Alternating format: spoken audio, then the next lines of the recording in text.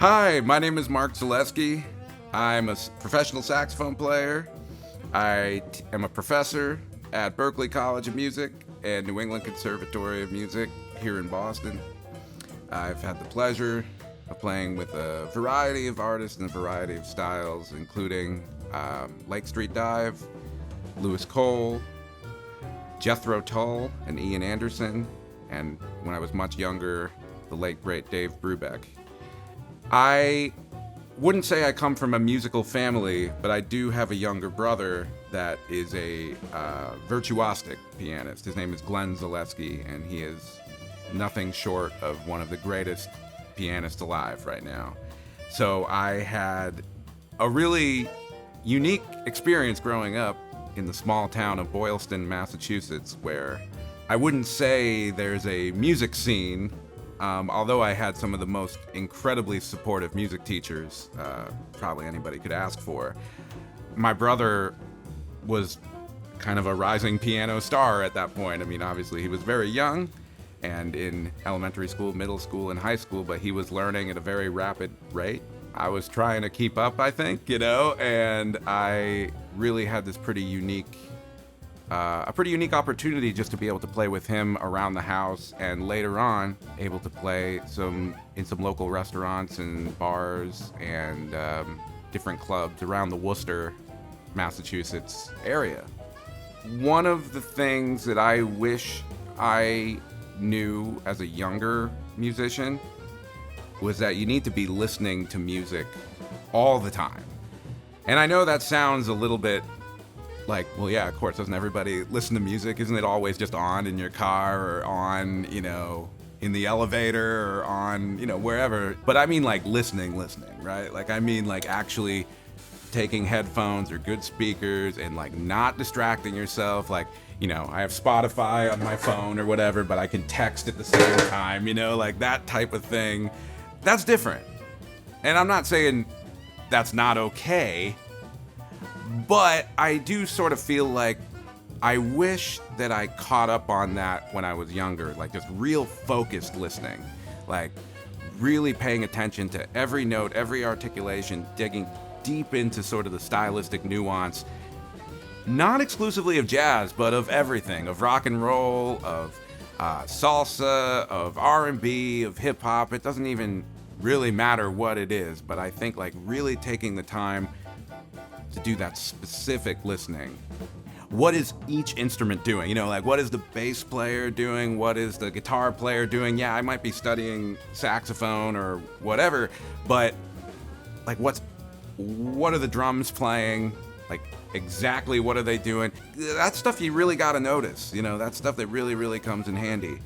Really paying attention to what players are playing on each recording. That's stuff I didn't really do in high school.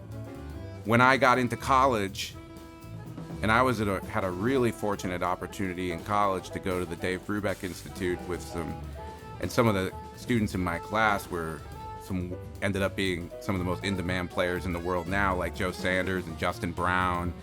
And a lot of those guys, maybe I kind of felt like maybe I had the technical chops that some of like more experienced of my peers did.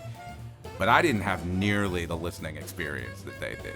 And I had to catch up on that a lot. The moment I actually started to do that, I think I actually started falling in love with music more anyway. I think that it's important. It's the joy of all of it, So listening is the thing, and that's got to be a part of your practice. When a lot of students, especially high school students, come for lessons, like if you're like really enthusiastic, right? You're like I ask high school students a lot, how much do you plan on practicing?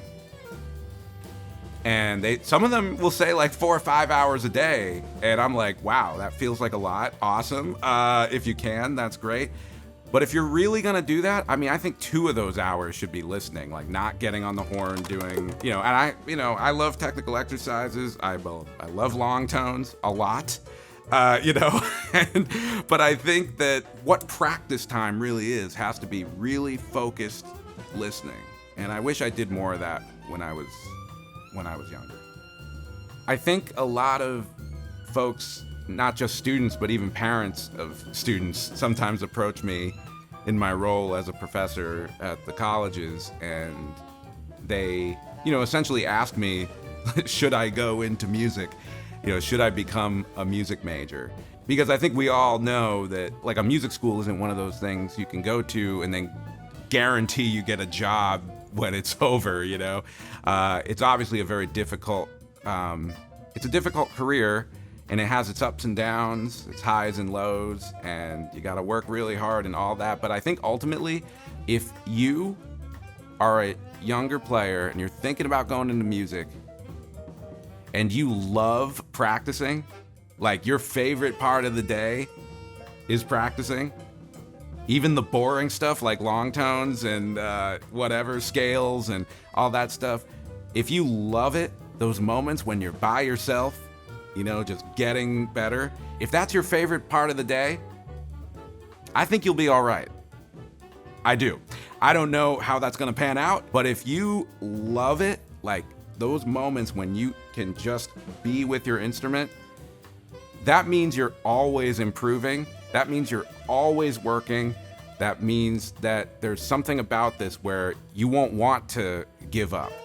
Any of the bad things that come with a career in the arts, the potential commenting, people saying negative things on social media because you're a public personality, or any of those like stupid things that come with it. If you love being with your instrument and you love practicing, not performing, I get why it's cool when people are cheering you on and everybody is like, telling you you're a rock star. I mean, like by yourself, because that can be a really lonely place, being in a practice room just on your own. But I'll just tell you, I love it. I love those moments. I strive for it. I wish I had more of them, As I get older, and now I have a beautiful family and 2 amazing children, it's harder to find those like just quiet moments that it's just me and my saxophone. So if you're like that, in my opinion, I think you'll find a way. So one of the things that I really like to practice, if I practice one thing, and again, as I mentioned, my time, when you have a family and you get older, your time gets limited. I think throughout the course of my life, I've practiced many, many, many hours. What do they say? 10,000 hours is the thing. I don't know. I don't know what the total is, but I feel like I've probably gotten to the 10,000 point at some point, just because when I was in college, I used to play 6 or 8 hours a day. But as you get older, it just it's harder, and you kind of peel back everything. But in all those hours of practicing, the one thing that I still do, no matter how busy I am every single day, is Longtones. Your sound is what's going to define you. Your ideas are really helpful, and it's good to have really good ideas. But I think for me, one of my goals as a musician is that when you put on a record and you hear the first 3 notes, I don't know if this happens, but I would love if someone said, that's Mark Zaleski, I can tell. In the same way that when I hear Kenny Garrett, I'm like, oh yeah, maybe it's a record, I don't know, but I hear a couple notes, I'm like, that's Kenny Garrett, or that's John Coltrane, or that's Cannonball Adderley, or that's Michael Brecker. For me, I'm hoping to get there and striving to try and get there. As a result, I feel like if I do Longtones for 10 or 20 minutes every single day, no matter how busy I am, and I just kind of make that sort of the baseline of everything else, I feel like I'm helping getting myself to that goal and getting better as a musician every single day. So there are a few Longtone exercises that I do every single day that I've kind of designed for myself. There's a lot of great Longtone exercises out there, and I don't believe these to necessarily be better than others, but I've tried really hard to make a really consistent long tone routine. Like, I've been doing literally the same set of long tones for at least 12 years now. And I wish I started earlier than that. And I've kind of designed them so, because my main focuses are alto and soprano saxophone. At one point, I played a little bit of baritone and a little bit of tenor, and still do every once in a while, but my long tone routine is sort of designed so I can really notice the differences between the voicings on alto, soprano, and maybe tenor. Everything I'm about to show you, one day I'll do on alto, and then the next day I'll do on soprano, and I'll rotate one day this, one day this, one day this, one day that. Sometimes people ask me, especially on the soprano side of things, people want to really play soprano. They're like, do you have some good soprano long tones? I don't. I have just long tones that I just do, and they're all the same, and I do that specifically by design, because what's going to make you really great at each one is really noticing the difference in the vowel sounds that go on in your throat, the A, E, I, O, U, and all of that. And if I'm not doing the same stuff on alto that I am on soprano, it's hard to tell. So, first things first, every time I take out the horn, I always try and remind myself that I need a real good amount of air support. And the way that I prove that is by focusing around low B flat, okay? And this is a low B flat on this old con that some people, this old design here, you gotta play B flat over here. But I'm always focusing on low B flat, because if you think about it, on low B flat, all the holes are covered. So if low B flat is working and it's sounding good, your air is definitely supported enough. So I'm gonna focus on a few notes: C, G, F, and B flat. These are saxophone notes, so not concert notes, so don't transpose this. Literally C, G, F, and B flat. And the way this one's gonna work is that I'm gonna start slow, and it's gonna have kind of a gradual accelerando in it. So it's not like your average long tone exercise, it's just all really slow. We got plenty of those too. If I were to demonstrate, it would go something like this.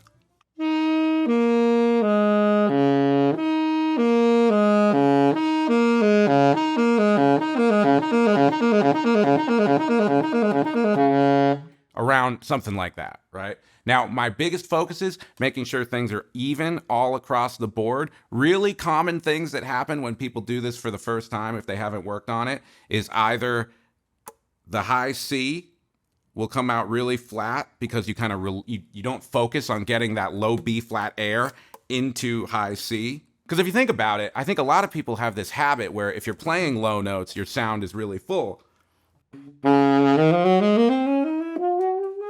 Then you get up into the higher notes where you don't need as much air, so you don't put as much air behind it, but that's problematic because that really affects your pitch.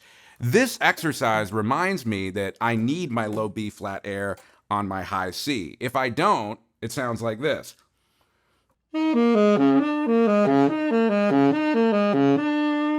That's not a great C.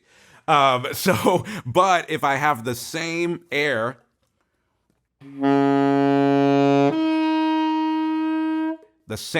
that I had for the low B flat, that C is going to be right where it needs to be. So it's kind of a little bit of a reminder for myself too. You know, this is why that's the first thing I do when I take out the horn. It's like, hey, don't forget, Mark, use some low B flat air all the time, whether you're high in the altissimo or into the palm keys or any of that. The other problem that comes with this exercise is the low B flat itself. A lot of times if we don't exactly realize how much air we really need to get the low B flat to come out, this exercise sounds like this.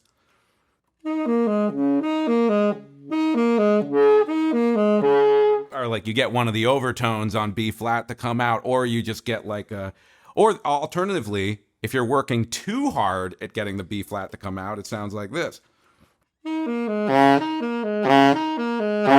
You know, it's almost like this, people are like, oh, okay, I got to get B flat to come out. So instead of having even air the whole way through the exercise, you just push extra hard on the B flat, and then you get that thing. Sorry to the sound team for that. But like it gets really, really obnoxious on the low end, right? So we're really focusing on just finding the spot for this to work, Sometimes if you're not happy with your sound, try a different air direction. Like point your air, and if your air is pointed right here, try pointing it up here. If your air is pointed right here, try pointing it down here, or here, or here, or somewhere in the middle. We're not really gonna know exactly what is happening with your air. It's not like we have some machine that can do that, but mentally you can think about like, let me try up here, let me try down here. Does that help my intonation? Does that help my tone? And just experiment. It's okay to experiment.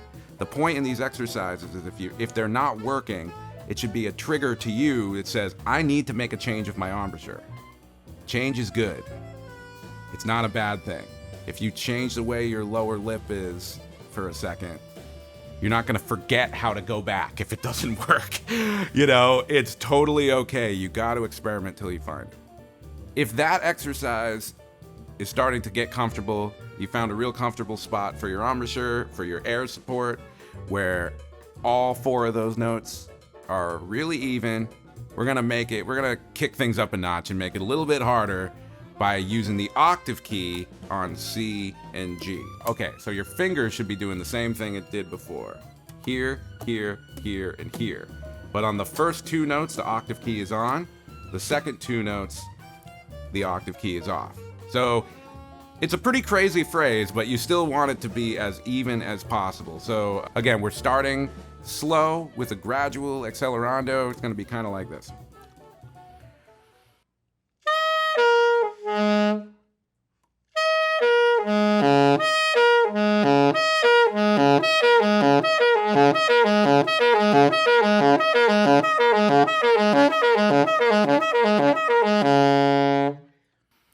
If you notice, we're filming this very early in the morning and I haven't played yet. The first time I did it, it didn't work. That's very normal.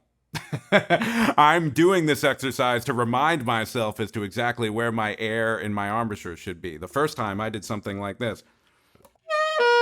And the F was in the higher, maybe it was a little better than that, but the F was in the higher octave. Even though I pulled the octave key away, I wasn't voicing for the low note there. This exercise is tricky because it's forcing us to really find one specific spot for our embouchure where, for the most part, everything works. Now, to be honest, when you switch octaves, is something happening in your throat? Yes. Can I tell you exactly what that is? No.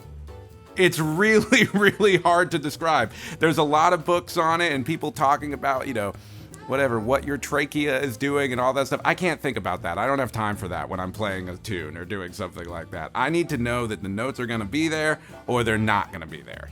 So what I like about this exercise is, to me, it's kind of even helping my confidence a little bit, even still to this day, because it's like me proving to myself that I'm good in the high register, I'm good in the low register. It's in tune, it's here, and sometimes I need to make an adjustment. I'll tell you right now, if I change mouthpieces, which these folks here at Virtuosity probably know I don't like to do very often, if I do pick on a different mouthpiece, this exercise gets altered a little bit. Reed size, the exercise gets altered a little bit. And just because you buy a box of reeds that say 3.5 on it does not mean they're all going to be the same. Reed by reed, it might even be a little bit different, but I'm getting myself used to that, right? And so any horn change, right? Like if I play a different horn, when I was playing the new Selmers a few weeks ago here for the shop, the first thing I did was this exercise because I want to notice, is the voicing a little different with this horn? As it turns out with that particular one, no, it wasn't, which was good for me, but depending on what I take off the wall here, I don't know, sometimes it's really drastically different. What's nice about this exercise is if I'm going to be playing a lot of soprano or tenor or baritone, hypothetically, that week, I'll just do the same thing over here. Is it gonna feel different? Oh yeah, it's gonna feel a lot different up here. In fact, if I use my alto voicing on soprano and do the same exercise, it doesn't sound very good at all. But the concept still applies. I'm going to keep just trial and error until I find a spot where all of those notes are generally in tune.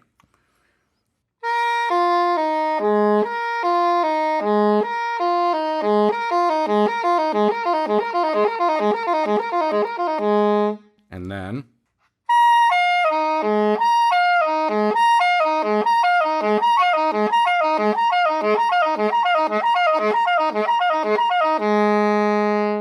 you can see even in that first note, again, first note of the morning, after just playing alto, the high C was like, I like that, I don't love that. But again, I'm just taking this moment, these first two moments of like, the first thing I'm gonna play in whenever I'm gonna begin my playing day.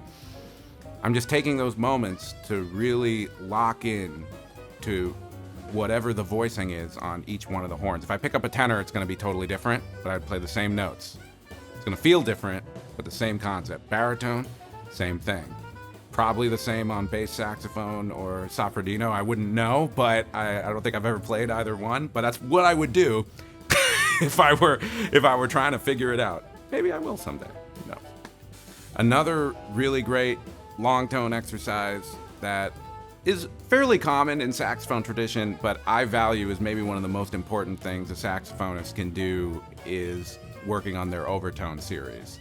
There's all kinds of great books on this. The Sigmund Rascher Top Tones for Saxophone is a classic, like everyone's seen. Ben Wendell recently came out with an Altissimo book that is basically all about overtones. Because if you want to learn how to play in the Altissimo, you have to know your overtones. If you can do your overtones, you can play high notes, and period. There's a lot of different ways you can approach it. I'm just going to show you what mine is, and I think whatever you choose for an overtone routine, whether you follow Sigmund Rascher or Ben Wendell or me or one of your teachers, as long as you do the same thing every day, as long as you find something you like and find a routine and commit to it, I think you'll be successful with this. I think people make the mistake of reading everything and then trying different exercises every single day for like a year, like they never work on the same thing 2 days in a row because there's so much information available to you. I would give yourself a week to do your research and decide what exercises work for you and commit to that. Whatever it is, as long as it's the same every day, you'll be good. I think it's really important to do your overtones very, very slow. So I have my metronome on quarter note equals 60 pretty much the entire time I do my overtone routine, which is every second, 60 beats per minute. So it goes. I'm going to play a low B flat for 4 beats, and then I'm going to go and move up every single note of the overtone series 4 beats apiece. So it should sound like this.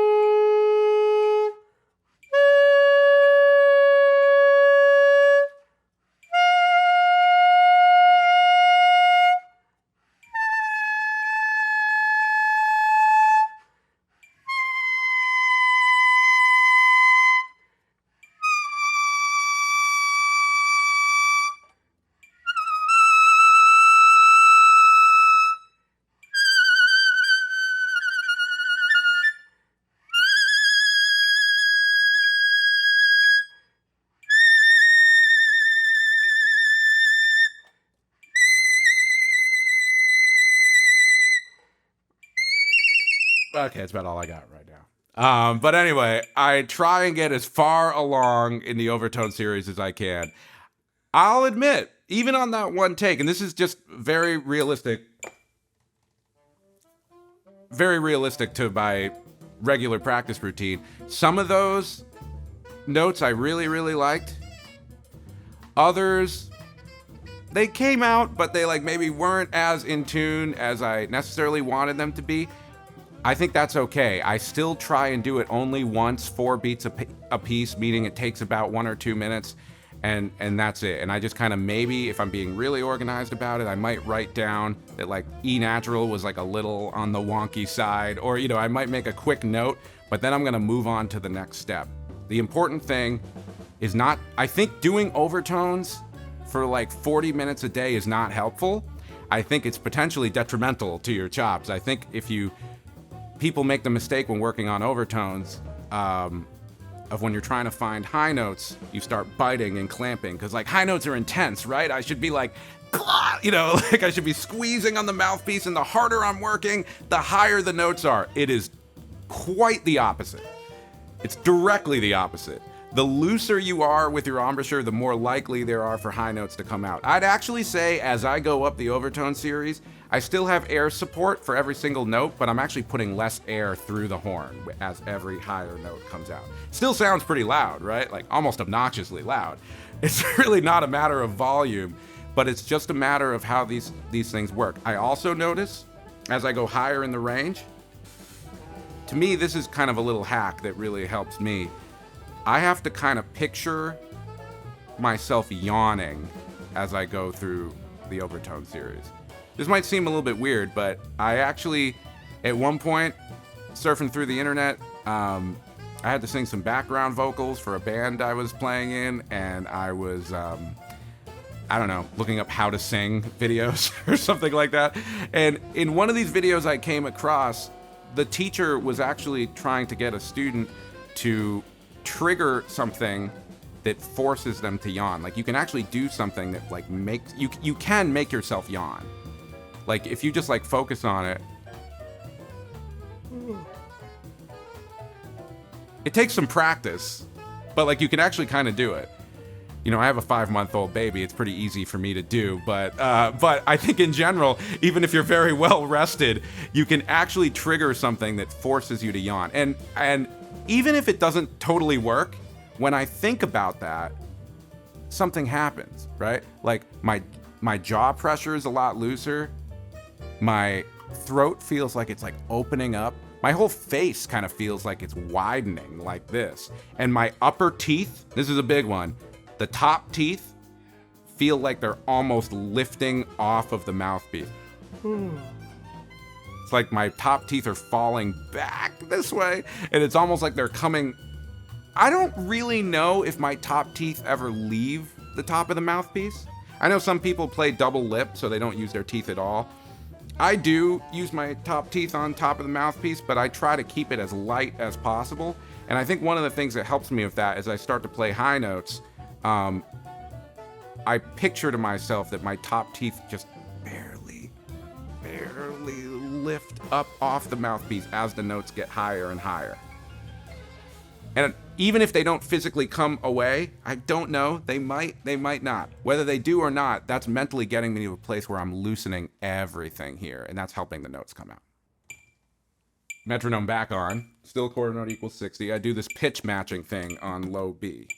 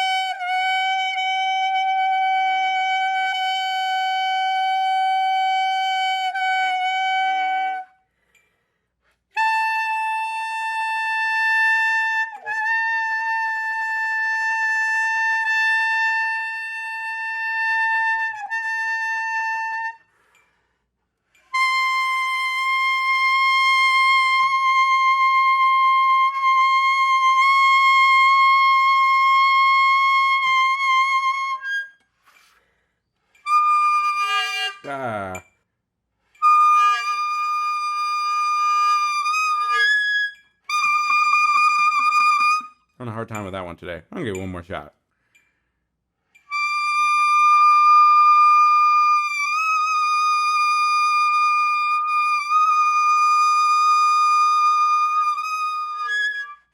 You know, one thing that I notice even while I'm struggling up here on high B, which by the way, if you're doing this for the first time, even getting as far as the F sharp,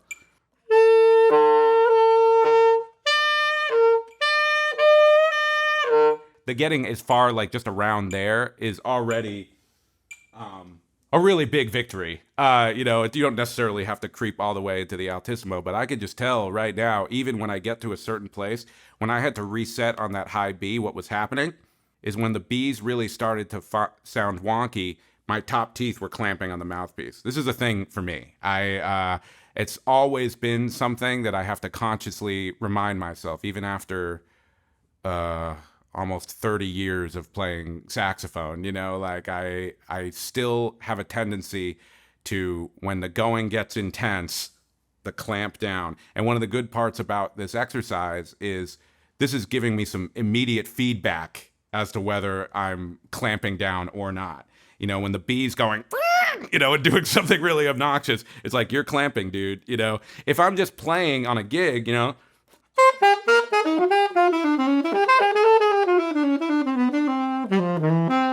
I might not, I can kind of get through and survive a few notes in a really comfortable range, and maybe I'll be like a little bit tight, and that might be okay. But it'll be problematic on a gig when I want to rip into a high register or rip into a low register if I'm clamping. So if I warm up with these overtones, I'm already kind of putting myself in that yawning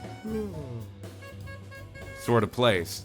Because when you're playing with bands, normally, like, I like to play with really high energy, intense bands. You know, there's an adrenaline thing that kind of comes with that. So it's hard for me to, you know, remember to, like, take a deep breath and yawn, relax. That's going to enhance the intensity. It seems counterintuitive, but that type of relaxation is going to enhance the intensity of the project, you know? So these exercises, among several others that I can share with you in a later video sometime, start to get me in that right mindset to stay relaxed while I'm playing. So here's a short demonstration about where I will use some altissimo in sort of a C minor kind of jam.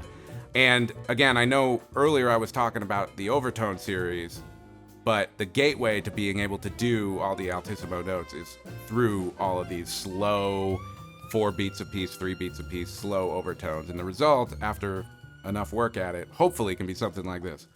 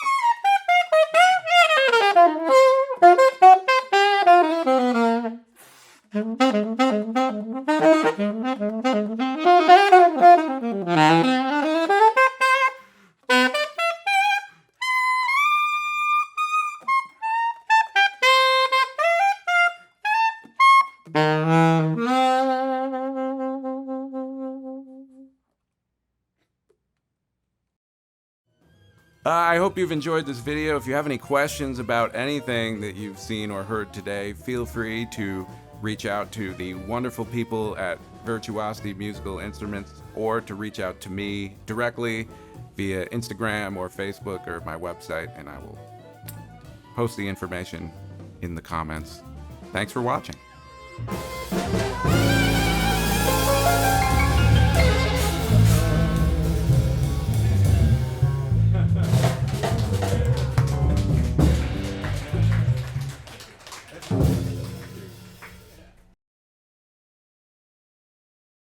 Any last words?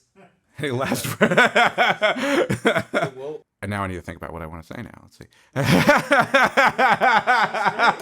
Okay, good.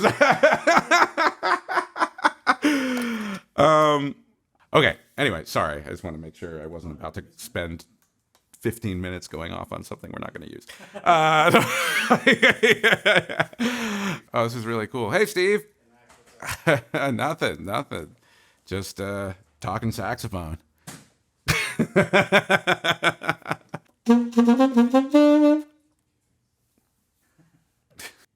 Oh, I'll do that again. Sorry. I was excited about grabbing a soprano. I didn't realize it was in a different place. Okay, so another really great... Well, let's stop by not saying okay first.